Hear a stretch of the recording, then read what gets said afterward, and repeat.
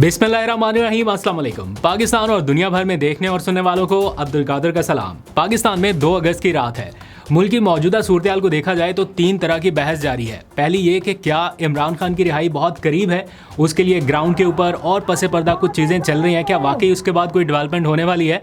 तो इस हवाले से बरतानवी अखबार की जानिब से आज एक आर्टिकल छापा गया है दी ऑब्जर्वर की जानिब से कि इमरान खान रिहा हो सकते हैं, लेकिन किन कंडीशंस के ऊपर। आगे चल के इस पर बात करते हैं। दूसरी बहस है कि क्या मुल्क में कोई अवामी रेफरेंडम होने जा रहा है, यानी अवाम की राय जानने के लिए कोई इलेक्शन नुमा रेफरेंडम। ये होता कैसे है, इसके नताइज कैसे आते हैं, इसकी निगरानी कौन करता है। कल मैंने जिक्र करना था लेकिन भूल गया। आज के इस व्लॉग में शामिल करेंगे कुछ चीज़ें। अब कुछ लोगों ने आर्टिकल भी छापना शुरू कर दिए हैं। कुछ ऐसे लोग जो पब्लिक में ओपिनियन बनाते हैं ना, उन्होंने बताना शुरू कर दिया है कि ऐसा लग रहा है कि रेफरेंडम तैयार है, लेकिन अगर होगा तो क्या सवालात पूछे जाएंगे, आपसे क्या पूछा जा सकता है, उसके बारे में ज़रा तफसील से जिक्र करते हैं। और फिर तीसरी बहस ऑफ कोर्स नए सूबे का क़याम या फिर इंतज़ामी यूनिट्स। वो मोहसिन नकवी साहब ने जो बहस छेड़ दी है, उसके बाद वफाकी काबीना के अपने ही वुज़रा, अपने ही कैबिनेट के वज़ीर के हवाले से क्या क्या कुछ कह रहे हैं। ये मुल्क की तारीख में पहली बार हो रहा है कि वुज़रा अपनी ही हुकूमत के किसी वज़ीर के हवाले से या उसके महकमे के हवाले से बद इंतज़ामी पर मुश्तमिल रिपोर्ट जो है वो ट्वीट कर करके बता रहे हैं कि देखें हमारी हुकूमत के महकमे में क्या हो रहा है। ये पहली बार हो रहा है। इसके बारे में भी ज़रा दिलचस्प तफसीलात आपके सामने रखते हैं। और फिर अलीमा खान का आपको पता है आज फिर पावर शो का दिन था।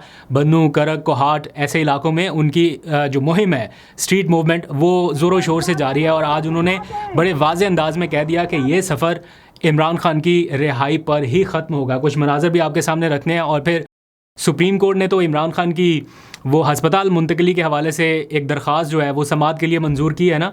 इस्लामाबाद हाई कोर्ट ने इमरान खान की कैद तन्हाई ख़त्म करने के हवाले से जो केस है वो समाअत के लिए फ़िक्स कर दिया है और उसकी आज बाज़ाब्ता तारीख भी दे दी गई है। ये दोनों चीज़ें मोहसिन नकवी के बयान के बाद हुई हैं। और फिर नवाज शरीफ साहब का एक ऐसा बयान जो टीवी चैनल्स के ऊपर चल गया, अखबारात में छप गया, और अब उनकी जमात की जानिब से ये कहा जा रहा है कि उन्होंने तो ये बयान दिया ही नहीं है। वो बयान क्या था, मैंने अभी सारा पढ़ा है, उसमें ऐसी कोई चीज़ नहीं है कि इसके बारे में कहा जाता कि उन्होंने ऐसा कोई बयान नहीं दिया। फॉर एग्जांपल नवाज शरीफ साहब गए, उनका टीवी पे बयान चल जाए कि वोट को इज्जत दो, और उनकी पार्टी कहे कि नहीं उन्होंने ऐसा कोई बयान दिया ही नहीं है। बयान ठीक है जो चला है, लेकिन उसको ऑन नहीं किया जा रहा। क्या बयान है वो भी रखते हैं आपके सामने। लेकिन पहले थोड़ी सी कश्मीर के इलेक्शन की सूरत हाल, बल्कि कश्मीर का ज़रा जो इस टाइम की सिचुएशन है वो हम आगे डिस्कस करते हैं काफ़ी तफसील से। पहले हम इमरान खान साहब की जो इस टाइम की करंट अपडेट्स है वो आपके साथ शेयर कर लेते हैं। अलीमा खान की स्ट्रीट मूवमेंट जारी है। इमरान खान की रिहाई को लेके पार्टी कुछ करे ना करे, सूबाई हुकूमत कुछ करे ना करे, लेकिन अलीमा खान पिछले कुछ हफ्तों से सड़कों के ऊपर हैं और कामयाबी से अपनी मुहिम चला रही हैं। आज उन्होंने बड़े वाज़े अंदाज से कहा कि ये जो कुछ भी वो कर रही हैं ये कोई 1 या 2 दिन का मामला नहीं है। ये सफ़र तब ख़त्म होगा जब इमरान खान रिहा होंगे। ये जो सफ़र है अब जो ये शुरू हुआ है ये इंशाल्लाह तब ख़त्म होगा जब इमरान खान रिहा होंगे। आप दिखा दें सारों को। अब ऐसे सारे सिनेरियो में उनका 11 अगस्त का जो केस है जिसमें उनकी मुमकिन गिरफ्तारी के हवाले से भी कहा जाता है कि वो 1 या 2 दिनों के बाद उनकी गिरफ्तारी भी अनाउंस हो सकती है या ऐसा फ़ैसला आ सकता है, तो बड़ा मुश्किल सूरत हाल होगी हुकूमत के लिए। अगर अलीमा खान को गिरफ़्तार करते हैं, लेट्स सपोज ऐसा फ़ैसला आ जाता है कि उनकी गिरफ़्तारी के बारे में ख़बर आ जाती है, तो वो समझ लें कि उनको ऑलरेडी उनकी आवाम में बड़ी पजीराई है इस वक्त, लेकिन उनको सीधा सीधा एक लीडरशिप लेवल का दर्जा दे दिया जाएगा। क्योंकि पाकिस्तान में सियासत होती है ऐसे ना, जो जेल में गया वो बाहर आके कहता है मैं लीडर हूँ। और इसी तरह हालिया तारीख में मरीम नवाज़ के हवाले से भी यही चीज़ आती है ना कि वो उन्होंने जेल काटी उनकी सियासी जद्दोजहद के हवाले से, कि उन्होंने नवाज शरीफ के लिए जद्दोजहद की, ख़ुद भी जेल गई। वही काम अलीमा खान कर रही हैं। अगर उनको भी जेल भेज दिया जाए और वापस आके फिर समझे उन्हें सीधा सीधा एक बड़ा लीडर बना देना, तो क्या गवर्नमेंट इस तरफ जाएगी? पहली बात।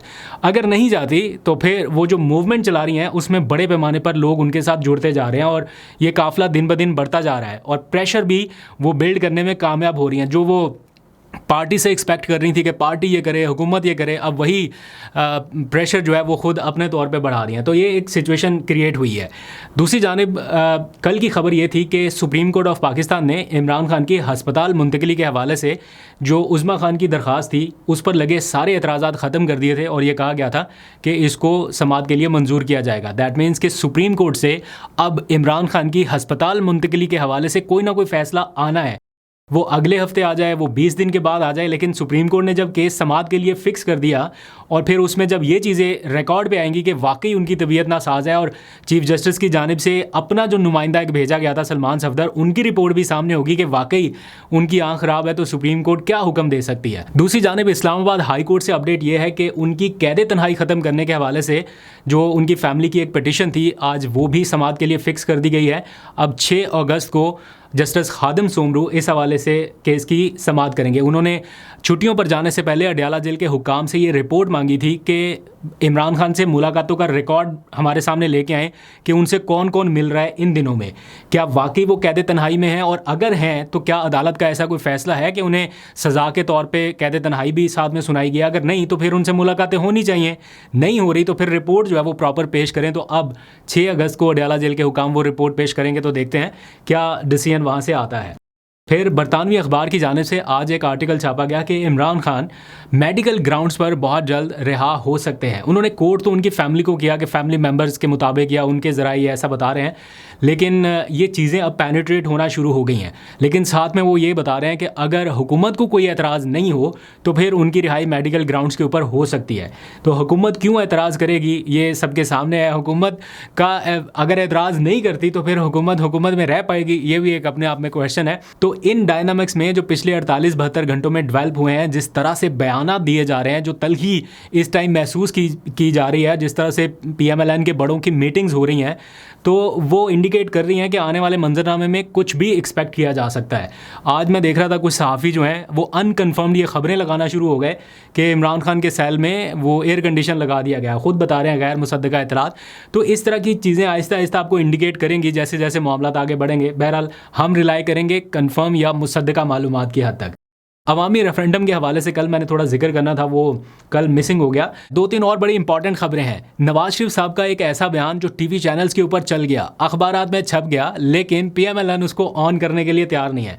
वो बयान था क्या? और दूसरा, कश्मीर के ताज़ा तरीन हालात क्या हैं, इंतखाबी नताइज के हवाले से क्या चल रहा है, और फिर PMLN के 2 वफाकी वज़ीरों की एक वफाकी वज़ीर के ख़िलाफ़ बयानबाजी जो इस टाइम हेडलाइंस में है, सोशल मीडिया पे है कि 2 वज़ीर एक वज़ीर को क्यों इतना टारगेट कर रहे हैं, क्या चल क्या रहा है। बड़ी दिलचस्प तफसीलात है, वो शामिल करते हैं। लेकिन पहले एक छोटा सा मैसेज, भाई जो कल हमने शामिल किया था आज अगेन शामिल करेंगे। 2-3 दिन तक ये सिलसिला जारी रहेगा। वो तारिक अजीज़ कहा करते थे ना, टैप टैप सेंड बनाने वाले अपना पैगाम देते हैं, तो जनाब वो अपना पैगाम दे रहे हैं ओवरसीज़ पाकिस्तानियों के नाम कि अगर आप भी बैरून मुल्क से पाकिस्तान अपनी तरसीलात भेजना चाहते हैं तो टैप टैप सेंड एप्लीकेशन का इस्तेमाल कर सकते हैं with 3 additional benefits, safe, secure और ईजी टू यूज़। और वाकई ऐसा है, चूँकि मैंने पहला एक्सपेरिमेंट करके देखा तो उसका जो फीडबैक आ रहा है वो कुछ ऐसा ही है कि जनाब वाकई ईजी टू यूज़ है with additional some benefits. For example exchange rate बाकी एप्लीकेशन की निस्बत बहुत बेहतर है। अगर आप अपने प्यारों को पाकिस्तान में रकम भेजना चाहते हैं तो टैप टैप सेंड एप्लीकेशन का इस्तेमाल कर सकते हैं, क्योंकि ये पाकिस्तान में सारे बैंकों के साथ इंटीग्रेटेड है। किसी भी बैंक में रकम भेजनी हो या ईजी पैसा या जायज़ कैश में, तो आप बहुत ही आसानी के साथ भेज सकते हैं। और इससे भी इंपॉर्टेंट बात ये कि ना सिर्फ UK, USA बल्कि कनाडा, ऑस्ट्रेलिया और तमाम यूरोपीय ममालिक से भी ये सहूलत आप घर बैठे इस्तेमाल कर सकते हैं। और मज़े की बात यह है कि अगर आप बोनस भी हासिल करना चाहते हैं तो मेरा प्रोमो कोड इस्तेमाल कर सकते हैं। यहाँ पे आपको डिस्प्ले हो रहा होगा, AQ is the promo code. अगर आप ये इस्तेमाल करें तो आपको अपने अपने ममालिक के हिसाब से बोनस भी मिलेगा। इसको डाउनलोड कहाँ से करना है? बहुत ही आसान है। अगर आप एंड्रॉयड यूज़र हैं या आप आईफोन यूज़र हैं तो प्ले स्टोर या ऐप स्टोर के ऊपर आसानी से आपको इसका डाउनलोड लिंक मिल जाएगा। मैं डिस्क्रिप्शन में भी डाल दूँगा, अगर आप वहाँ से या पिन कॉमेंट से लेना चाहें तो ज़रूर ले लीजिए। आगे बढ़ते हैं। अवामी रेफरेंडम के हवाले से कल मैंने थोड़ा जिक्र करना था, वो कल मिसिंग हो गया। ये खबरें हर तरफ अभी फैली हुई हैं सोशल मीडिया पे कि कोई पाकिस्तान में अवामी रेफरेंडम होने जा रहा है। अवामी रेफरेंडम होता क्या है? अवाम की राय जानने का एक तरीकाकार। जैसे इलेक्शन है, बिल्कुल वैसे ही इलेक्शन में बस अवाम की राय इसलिए जानी जाती है कि कौन सा अवामी नुमाइंदा आपको पसंद है, आप इस जमात को सपोर्ट करते हैं या इस जमात को सपोर्ट करते हैं।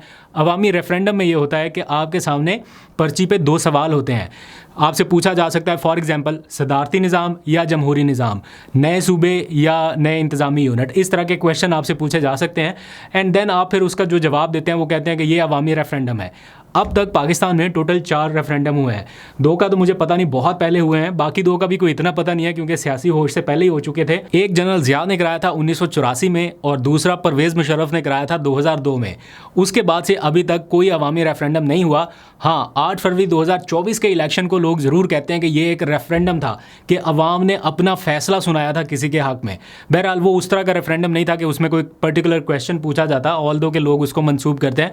बट अभी अगर पूछा जाए तो उसमें मैं देख रहा हूँ आर्टिकल छपना शुरू हो गए हैं। वो लोग जो ओपिनियन बनाते हैं पब्लिक में, वो इसको सपोर्ट करते दिखाई दे रहे हैं और कह रहे हैं कि ऐसा लग रहा है कि कोई रेफरेंडम आ रहा है। तो मैंने सोचा जानने की कोशिश करते हैं कि रेफरेंडम होता क्या है, कैसे इसका इनकाद होता है, कौन इसको मॉनिटर करता है। तो मैं जब इसका तरीकाकार देख रहा था तो पता चला कि अभी कोई ऐसा कानून नहीं है, उसके लिए पार्लियामेंट में कानून साजी करनी पड़ेगी, फिर ये तरीकाकार अपनाना पड़ेगा। और जब मैं तीसरे पॉइंट पर पहुंचा तो पता चला इलेक्शन कमीशन इसको मॉनिटर करेगा, वही इसका इनकाद करेगा, वही इसका रिजल्ट जारी करेगा। बस उधर से फिर हमने यू टर्न लिया कि आगे बढ़ने की ज़रूरत नहीं है, इधर तक ही पता चल गया अगर इस इलेक्शन कमीशन के मातहत कोई रेफरेंडम कराना है तो उससे बेहतर है ना ही कराया जाए, क्योंकि जिस तरह के लोगों को तहफ़्फ़ुज़ात हैं, शिकायत हैं, ये रेफरेंडम भी उसी तरह मुतनाज़ हो जाएगा जैसे 2024 का। तो आगे बढ़ना है तो इस इलेक्शन कमीशन को असर नो इसकी तश्कील करनी पड़ेगी, दैन फिर कोई रेफरेंडम कराएं, दैन फिर कोई इलेक्शन कराएं, तब जाके मामलात ठीक हो सकते हैं। एंड बाय द वे, जहाँ पे इतने रेफरेंडम करा रहे हैं, एक रेफरेंडम और करा के देख लें कि क्या इमरान खान साहब को रिहा होना चाहिए या नहीं। एक रेफरेंडम में सवाल ये भी रखें तो फिर अवाम जो है वो सही मानों में रेफरेंडम में हिस्सा लेगी। वरना हो सकता है कि जैसे अदम दिलचस्पी का इजहार लोग करते हैं समटाइम्स, वैसे कर दें। बहरहाल आगे बढ़ते हैं। 2-3 और बड़ी इंपॉर्टेंट खबरें। एक तो कश्मीर इलेक्शन की ताज़ा तरीन सूरत हाल, क्योंकि 2 जमातें जो एक दूसरे के आमने सामने हैं, वहाँ से बहुत ही दिलचस्प मालूमात सामने आ रही हैं। आज कश्मीर इलेक्शन के दूसरे मरहले यानी मुजफ्फराबाद डिवीज़न और जो मुहाजिरीन की 12 नशिस्तें हैं वहाँ पर इलेक्शन होना थे। इलेक्शन के नताइज तो आहिस्ता आहिस्ता कंक्लूड हो जाएंगे, आप तक पहुँच जाएंगे, लेकिन इनिशियल जो मालूमात आ रही हैं उनमें पीपल्स पार्टी और नून लीग ये दोनों एक दूसरे के ऊपर इल्ज़ामात का सिलसिला जारी रखे हुए हैं। ख़ास तौर पे पाकिस्तान पीपल्स पार्टी इसे अल्ट्रा 47 फॉर्म का इलेक्शन करार दे रही है, यानी 47 वाले फॉर्म की बात आगे निकल गई, अब अल्ट्रा फॉर्म 47 का ताना दिया जा रहा है और पीपल्स पार्टी कह रही है कि हम ये नताइज कबूल नहीं करते, हमारे साथ धांधली हो रही है। ये वही सारा कुछ जो पाकिस्तान तहरीक इंसाफ के साथ हुआ, अब गालबन पीपल्स पार्टी इसकी हीट फील कर रही है। अब चूँकि बीच में से पीटीआई निकल गई, 2 जमातें आमने सामने रह गई, तो एक दूसरे को जो वो सुना रहे हैं सोशल मीडिया के ऊपर, टेलीविज़न के ऊपर, वो देखने से ताल्लुक़ रखता है। भरपूर किस्म की कैंपेन चल रही है। इवन पीपल्स पार्टी कह रही है कि अल्ट्रा फॉर्म 47 के इलेक्शंस हैं, अगर पीटीआई के टाइम पे आपने ज़रा बात की होती या इसको रोकने की कोशिश की होती तो मामला अल्ट्रा की जानिब नहीं जाता, इससे थोड़ा पीछे ही आता। बहरहाल अब तो नुकसान हो चुका जो होना था। अब नून लीग वाले कह रहे हैं पीपल्स पार्टी को कि रोना धोना ना करें, आप अपने सिंध की फ़िक्र करें, ये ना हो कि आइंदा जनरल इलेक्शन में आपको सिंध में भी ऐसी सूरत हाल का सामना करना पड़े। तो अगर किसी को लगता है कि जनाब वहाँ पीटीआई के साथ हो रहा है पंजाब में तो हम महफूज हैं, वो आपको बता रहे हैं कि आपके साथ सिंध में भी हो सकता है, बाकायदा ये बयान दिए जा रहे हैं। तो सिचुएशन काफ़ी वर्स्ट है, दोनों जमातों के दरमियान कोई इतनी आइडियल नहीं है। ऑल दो कि ये चलेगा सिर्फ इलेक्शन तक ही, लेकिन यहाँ पर दिए गए बयान आने वाले टाइम में ये इनकी हीट फील करेंगे। मैं तो ये सोच रहा था कि पीटीआई ने बायकॉट किया हुआ है, अगर लेट्स सपोज पीटीआई भी इस मैदान में होती तो उनके साथ क्या होता। अगर पीपल्स पार्टी के साथ ये सारा कुछ हो रहा है तो पीटीआई के साथ क्या कुछ हो चुका होता। एनीहाउ आगे बढ़ते हैं। नए सूबों या इंतजामी यूनिट के हवाले से बहस जारी है। मोहसिन नकवी साहब के बयान के बाद 2 वफाकी वुज़रा ऐसे हैं जो बहुत सख्त किस्म के बयान दे रहे हैं। एक राना सनाउल्लाह साहब, दूसरे ख्वाजा आसिफ, इन्होंने लीड ली हुई है और ये दे रहे हैं बहुत सख्त किस्म के बयान। बल्कि ख्वाजा आसिफ की अगर आप ट्विटर टाइमलाइन देखें, वो तो इनको बहुत कुछ कह रहे हैं। वो कह रहे हैं कि जनाब आपके पीसीबी में क्या हुआ, वो पीसीबी का लिख के कह रहे हैं कि पहले पीसीबी में इनकलाब लाएं, वहाँ पर तो ना वज़ीर आज़म, ना पार्लियामेंट, ना कोई और चीज़, कोई चीज़ आपके आड़े नहीं है, पहले वहाँ पे इनकलाब ला के दिखाएं। इस तरह के बयानात ख्वाजा आसिफ बराह रास्त उनको मुखातिब करके दे रहे हैं।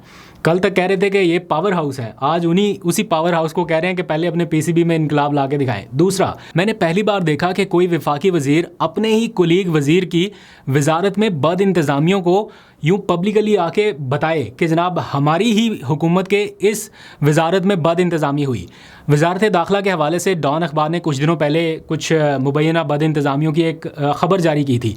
आज ख्वाजा आसिफ साहब उस खबर को ढूंढ के लाए हैं ट्वीट करने के लिए कि हमारी हुकूमत के वजारत दाखिला में ये बद इंतज़ामियाँ हुई हैं। उन्होंने वो ट्वीट एज़ इट इज़ किया, वहाँ पर डॉन अखबार की खबर उन्होंने नशर कर दी। सबको बताया कि जनाब हमारी हुकूमत की वजारत में ये हो रहा है। तो ये बेसिकली दो वफाकी वज़ीर, एक ख्वाजा आसिफ, दूसरे राना सनाउल्लाह साहब, ये सख्त बयानात दे रहे हैं मोहसिन नकवी साहब के हवाले से।